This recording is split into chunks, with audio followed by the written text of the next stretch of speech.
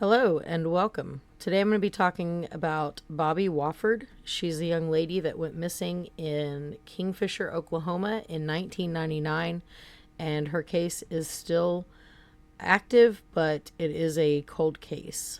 There has been no one arrested, and at this time there's no suspects. It was thought for a while that Tommy Lynn Sells, who is a well-known serial killer named the Coast to Coast Killer, I believe he confessed to it, but then he later recanted. There was some issues. I'll read a couple of articles that have to do with that. But again, there's not any suspects at this time. It is a cold case. As of right now, the OSBI is offering a $10,000 reward for information leading to the arrest of whoever murdered her. Anyway, there is not a lot of information on this case. It happened again in 1999, so that was before the internet really took storm. There really wasn't a whole lot of cell phones at that time. You know, technology has really come a long way since then. Anyway, I will show what I was able to come across in this case. So this is the Oklahoma Cold Cases, and of course her name is Bobbie Wofford. She was found on November 4th, 1999 in Kingfisher, Oklahoma. The investigating agency is Kingfisher County Sheriff. And if you do have any information, please give them a call, 405-375-4242. 14-year-old Bobbie Wofford had plans for the 4th of July weekend of 1999. She told her mother she was staying at Lake Canton with friends and their family. Unfortunately, Bobbie left her friends at some point to go hang out with a newer, rougher crowd. This is what investigators believe led Bobbie standing alone outside of a Love's convenience store at 203 South Main in Kingfisher, Oklahoma at 4 a.m. on July 5th, 1999. Family and friends and law enforcement gathered to search for Bobbie, but no evidence of her whereabouts were found. Witnesses placed her talking to a man at the gas station who was around 40 years old, 6 foot, and about 160 pounds, with a fair complexion and long, light brown hair. He apparently drove a red pickup truck with white bumpers, and it was covered in dust. She may have also been seen at Deb's Sports Bar, which I looked, and that sports bar no longer exists. I'm not even sure what the address of it was at the time. It was searched by police, and many people connected to the bar were interviewed. Police say there were leads obtained from that investigation. However, nothing was publicly shared. On November 4th, 1999, quail hunters discovered Bobbie's library card and makeup in a wooded area. They left and contacted the sheriff, who returned and found human remains. The clothes found with the remains matched the clothing Bobbie was last seen in. The area she was found in was remote and known to be a party place for local teens. It's hard to find unless you are from the area. Bobbie's cause of death was a gunshot to the head. It's believed that she was murdered there. Notorious self-proclaimed serial killer Tommy Lynn Sells confessed to murdering Bobbie Wofford in August of 2001. The most compelling evidence that linked Sells to Bobbie's murder was a pair of earrings that he had given to a woman that Bobbie's mother said Bobbie often wore. She has pictures of Bobbie wearing them. Unfortunately, those earrings were mass-produced and widely available. Otherwise, there is no evidence that Sells was in the area or that he murdered Bobbie. Considering where her remains were found, it's unlikely that Sells wandered upon the spot that was so well known among the partiers of Kingfisher. Tommy Lynn Sells confessed to many murders he could not have committed. Tommy Sells was never charged, and he is no longer believed to be a suspect. He was executed in 2014. Bobbie grew up in the Cashion and Kingfisher area. She was in the 7th grade in the Cashion school system. Bobbie was a typical teen and had recently gone through some changes in the few months before her murder. At that time, there was a $5,000 reward. The FBI were contacted to build a profile of the killer, but has never been publicly released. Again, if you have any information on the unsolved murder of Bobbie Wofford, please contact the Kingfisher County Sheriff at 405-375-4243. The next post I'm going to show is from the Oklahoman. This was posted on July 1st of 2000. Mother awaits to hear of killer. Clad in green khaki pants and a white tank top, Bobbie Lynn Wofford ran out the front door and into the yard where her mother, Susan Wofford, was mowing. Carrying her yellow duffel bag, the 14-year-old was excited about the 4th of July weekend getaway. She and friends were planning to go to Lake Canton in Blaine County. She needed just one more thing: money. Susan Wofford gave her daughter $10 for the trip, but the two really didn't talk. Bobbie's friend had arrived to pick her up, and the girls were in a hurry to go. Susan Wofford hugged her daughter and told her that she would see her in a couple of days. Bobbie told her mom that she loved her. But Bobbie, a 7th grader at Cashin Schools, never returned from her July 2nd trip last year. 1 year after Susan Wofford last spoke to her daughter, she is still waiting for authorities to find Bobbie's killer.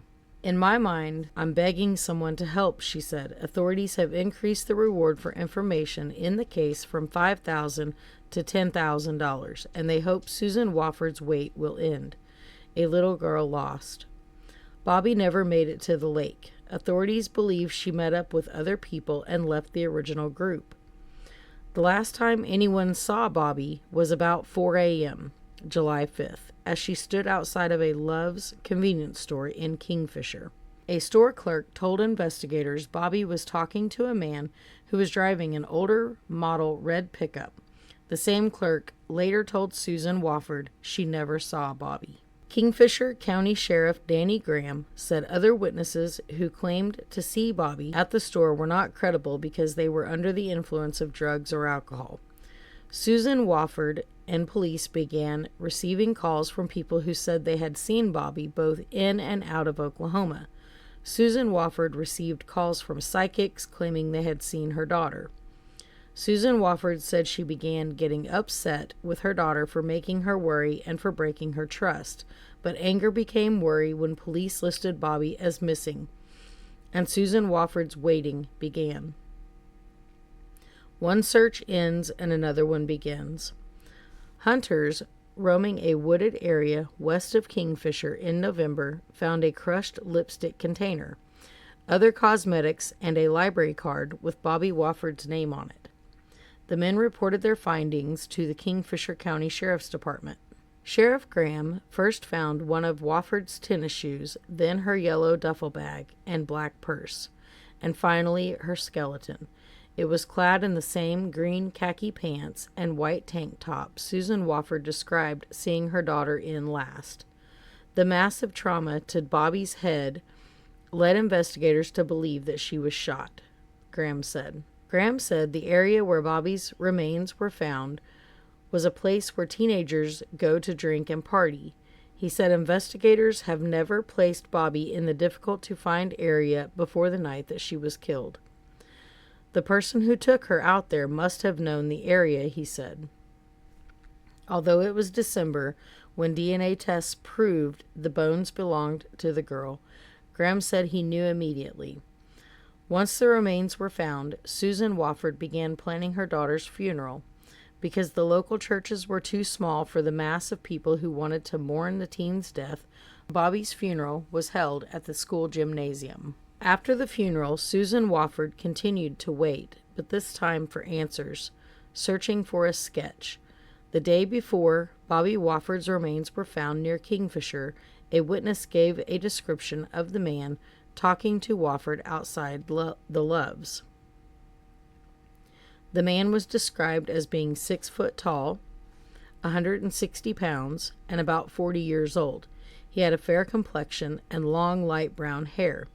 He was driving a 1970s or 1980s pickup with a dull, dirty red finish and white bumper. A sketch was later drawn of the man by Oklahoma State Bureau of Investigation forensic artist Harvey Pratt.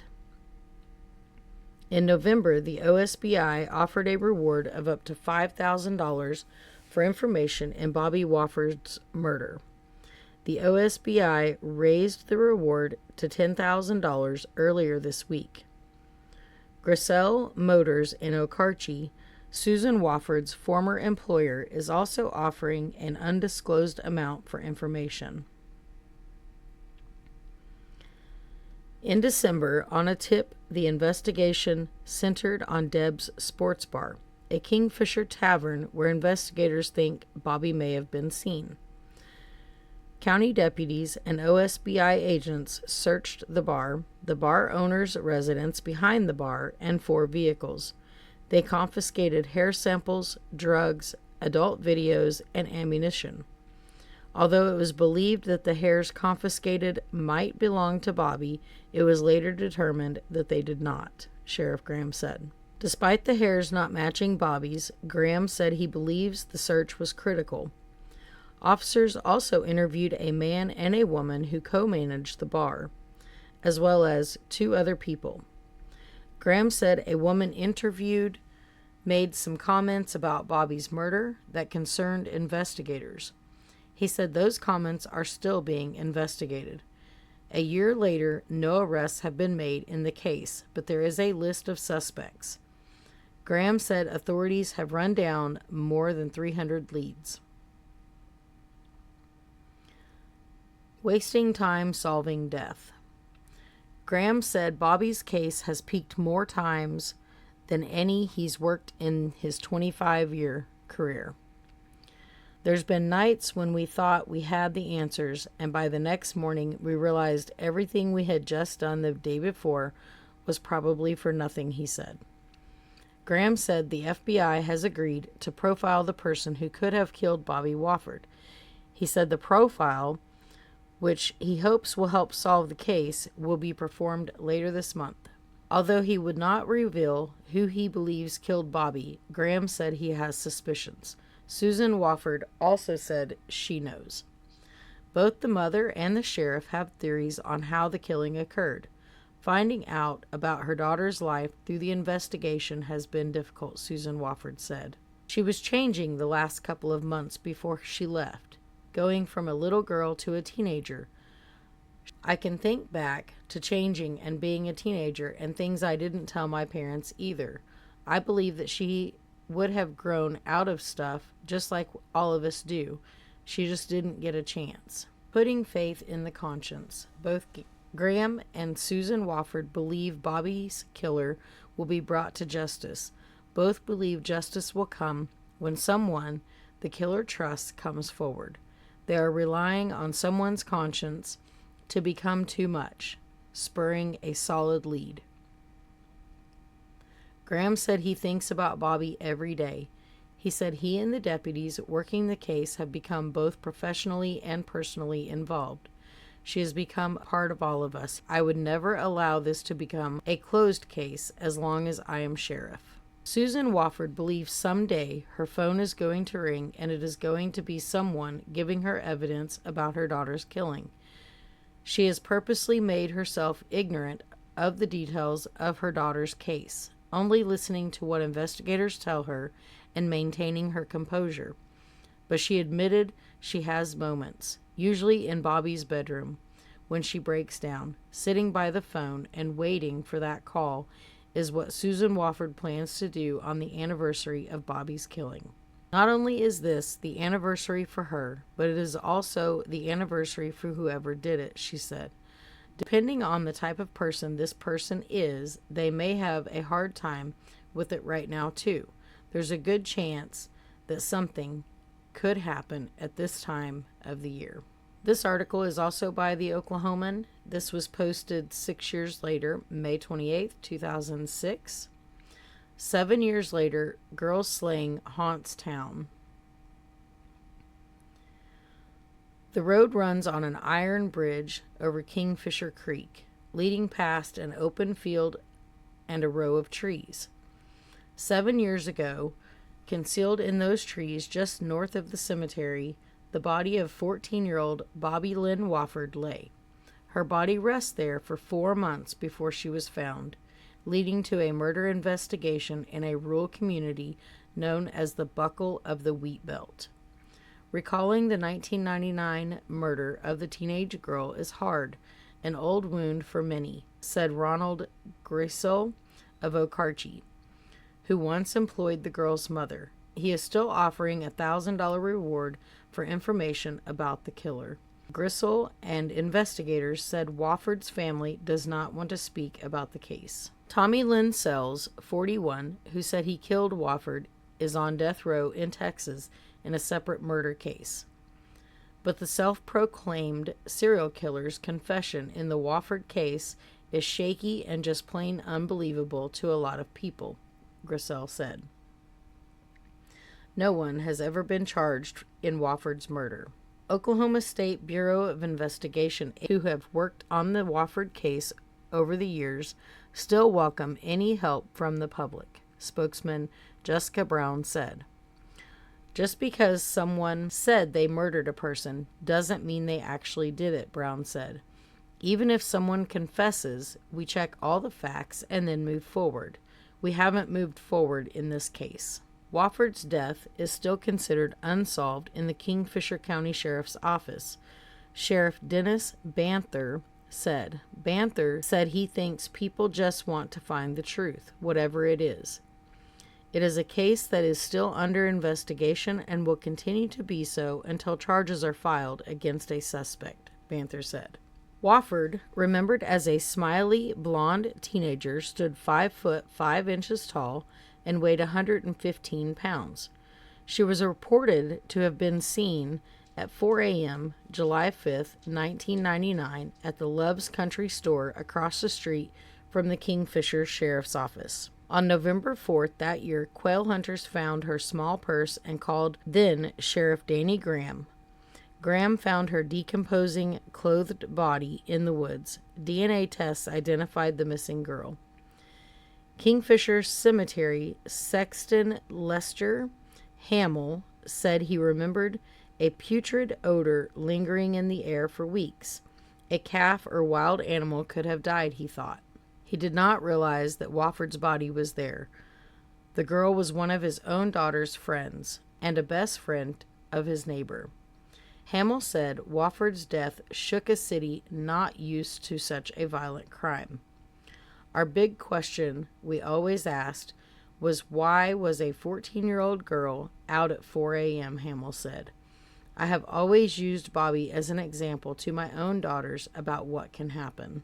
Investigators were told that Wofford had been seen the night she disappeared talking to a man who appeared to be 6 foot tall, 160 pounds, and about 40 years old. The man described as having a fair complexion and long light brown hair. He drove a red pickup covered in dust with a white bumper, a witness told investigators.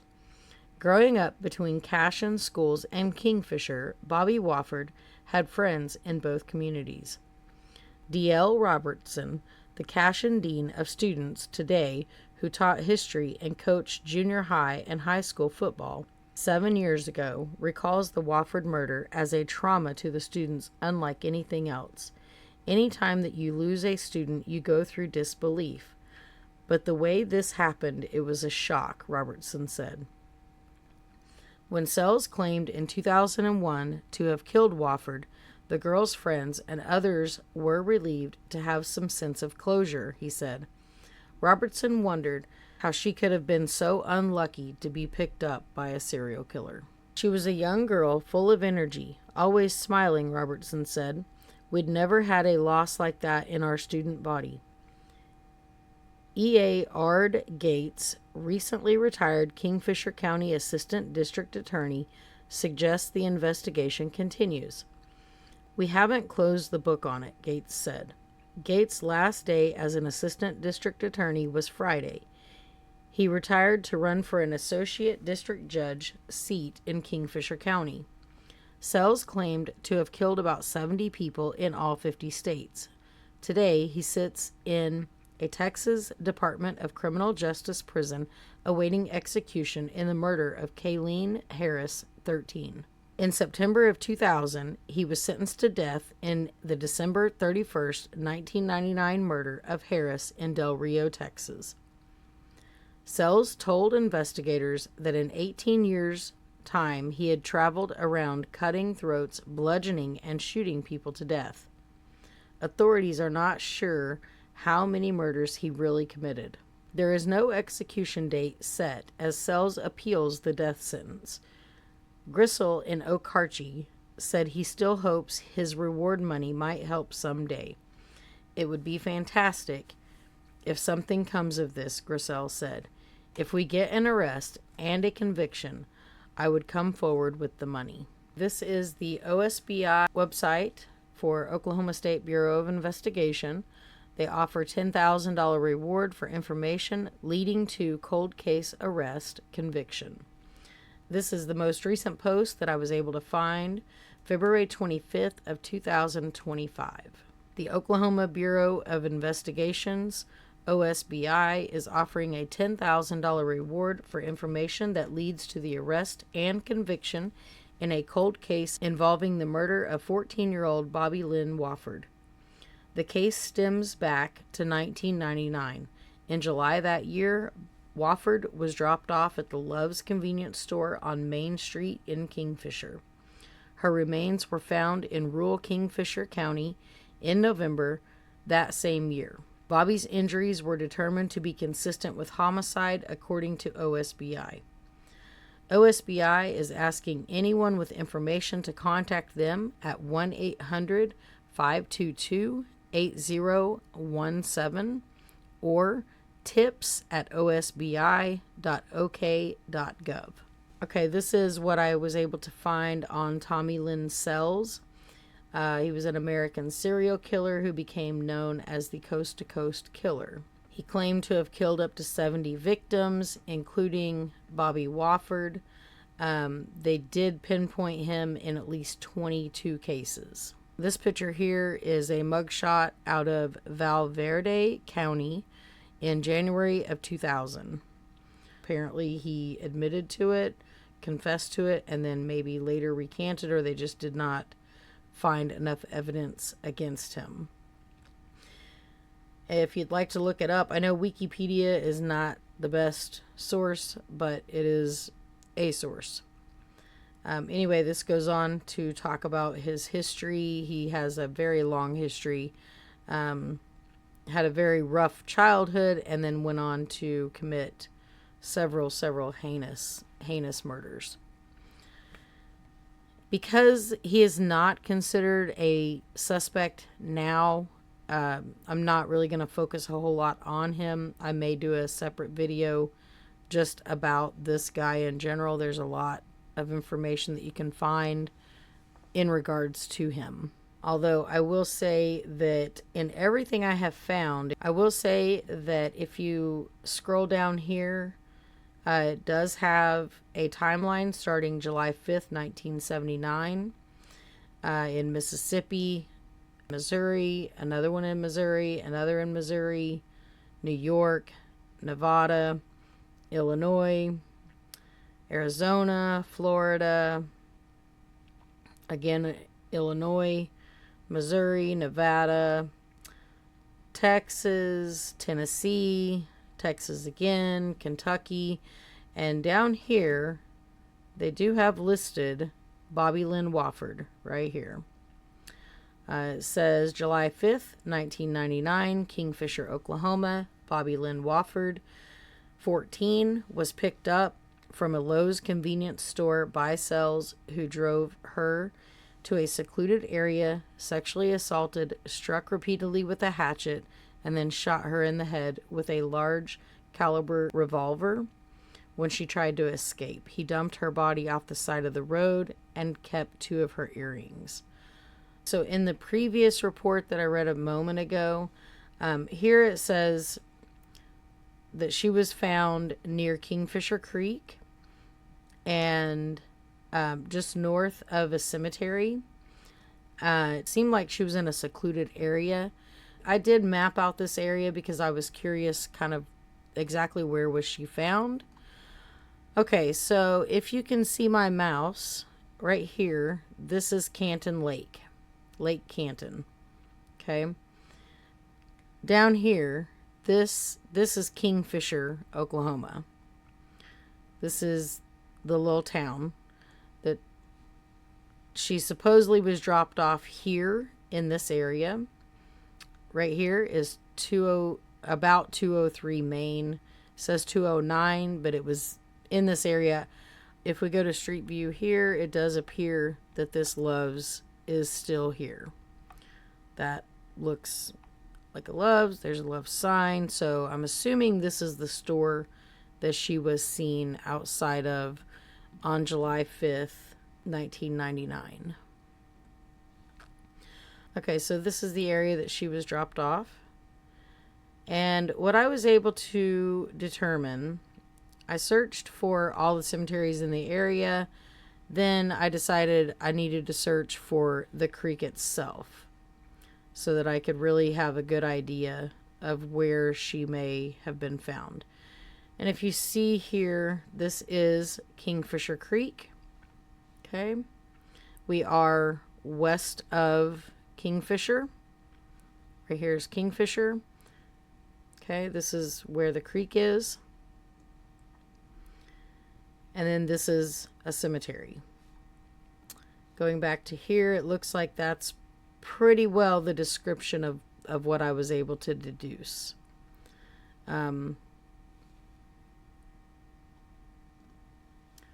So again, if I look on the satellite view, and I zoom in here, there is a bridge here. I'm sure it's been updated. But I'm going to assume that this is somewhere in the vicinity of where she was found. Okay, to come back to Tommy Lynn Sells for just a moment. He was executed April 13th, 2014 at 6:27 p.m. in Texas for the murder of Kayleen Katie Harris, who was a 13-year-old female. I'll go ahead and read this part here. Terry and Crystal Harris lived with their son and 2 daughters in a trailer home west of San Antonio. They attended Grace Community Church, where they made the acquaintance of Tommy Sells, a used car salesman, and his wife. Sells visited the Harris home several times, asking Terry for counseling about his marital difficulties. Terry assisted Searles, a family friend, and traveled to Kansas to get their belongings for a move to Texas. Left at home were Terry's wife and children and the Searles children. After closing time at a local bar, Sells made his way to the Harris home and entered through an open window. He went to a bedroom where he saw Kayleen Katie Harris, 13, sleeping in the bottom bunk. 10-year-old Crystal Searles was sleeping in the top bunk. Sells put his hand over Katie's mouth and brandished a 12-inch boning knife he had brought with him. He sliced off Katie's shorts and underwear and began fondling her. She wiggled free, stood up, and screamed. Sells then turned on the light and moved to block the door.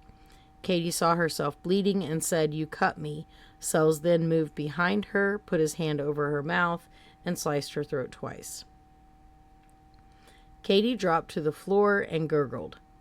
Sells stabbed her 16 more times. "I'll be quiet, I promise. I won't say anything," Crystal said, as Sells moved toward her. He reached over and sliced her throat. She fell to the ground, pretending to be dead, as Sells walked out the front door. Assuming that everyone in the house had been killed, Crystal ran outside to a neighbor's house and called police. Crystal survived the attack, identified Sells from a photo pack, and testified at trial. Sells confessed to killing Katie Harris and attacking Crystal Searles. He went with police to the residence and gave a videotaped reenactment of the crime, which aligned with Crystal's account. The confession was only the beginning, however. Over the next few months, Sells confessed to a string of murders all over the United States, spanning 3 decades. He used the nickname Coast to Coast for himself to describe his migratory lifestyle and his trail of killings. He traveled by hopping trains and stealing vehicles, and made money by working, panhandling, and stealing. All right, this goes on to tell a little bit about him, his date of birth. You know, he had 8th grade education. I'm not sure if this guy had anything to do with Bobbie Wofford's death. Anyway, this video is more about her, less about him. Again, her case is a cold case, and if you or anyone you know have any information leading to an arrest and conviction for this young lady, please call. Again, the number for OSBI, 1-800-522-8017. You can also email tips to tips@osbi.ok.gov, as well as the Kingfisher County Sheriff, 405-375-4242. Thank you for listening. Let's hope that justice comes for Bobbie Wofford. She does deserve justice. I know it's been a long time, about 26, almost 27 years that her family has gone without knowing who did this to her, and she deserves justice. If you have any information or know anyone that may have information, please call these numbers and let them know. Thank you for watching.